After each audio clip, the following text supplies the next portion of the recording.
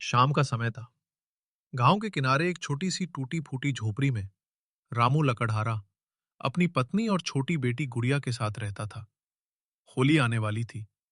पूरे गांव में रंग गुलाल और मिठाइयों की तैयारी चल रही थी। बच्चे खुश थे। बाजार सजा हुआ था। लेकिन रामू के घर में सन्नाटा था। रामू रोज जंगल से लकड़ियां काटकर बेचता था।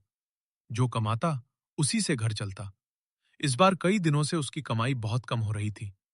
घर में खाने के लिए मुश्किल से आटा बचा था। गुड़िया मासूम आवाज में बोली, बाबा, इस बार मेरी होली में गुलाल होगा ना? रामू का दिल कांप गया। उसने मुस्कुराने की कोशिश की। हाँ बेटी, जरूर होगा। लेकिन अंदर ही अंदर वो टूट रहा था। अगली सुबह रामू जल्दी जंगल चला गया। उसने सोचा, आज ज्यादा लकड़ी काटूंगा, चाहे रात हो जाए। सारा दिन मेहनत करने के बाद भी उसे उम्मीद से कम पैसे मिले।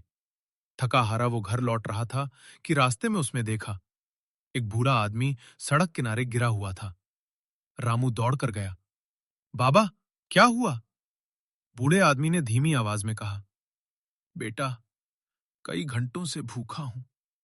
रामू के पास बस थोड़े से पैसे थे, जिनसे वो गुड़िया के लिए गुलाल लाने वाला था। उसने पल भर सोचा, फिर अपने सारे पैसे उस बूढ़े को दे दिए। बाबा, पहले आप खाना खा लीजिए। बूढ़े की आंखों में आंसू आ गए। होली की सुबह गुड़िया बाहर बैठी बच्चों को खेलते देख रही थी। उसके हाथ खाली थे। आंखों में हल्की उदासी थी। रामू को बहुत बुरा लग रहा था। तभी अचानक गांव में हलचल हुई। वही बूढ़ा आदमी कई लोगों के साथ रामू की झोपड़ी की ओर आ रहा था। गुड़िया डर गई। बूढ़ा मुस्कुराया, बेटा रामू, मैं इस गांव का सबसे बड़ा व्यापारी हूं।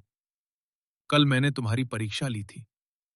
तुमने अपनी बेटी की खुशी से पहले मेरी भूख को चुना। ऐसा इंसान गरीब नहीं हो सकता।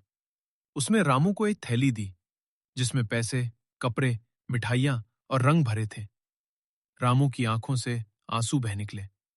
गुड़िया खुशी से चिल्लाई, बाबा, हमारी होली आ गई।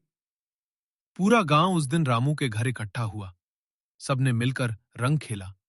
रामू समझ गया, सच्ची खुशी देने में है, लेने में नहीं।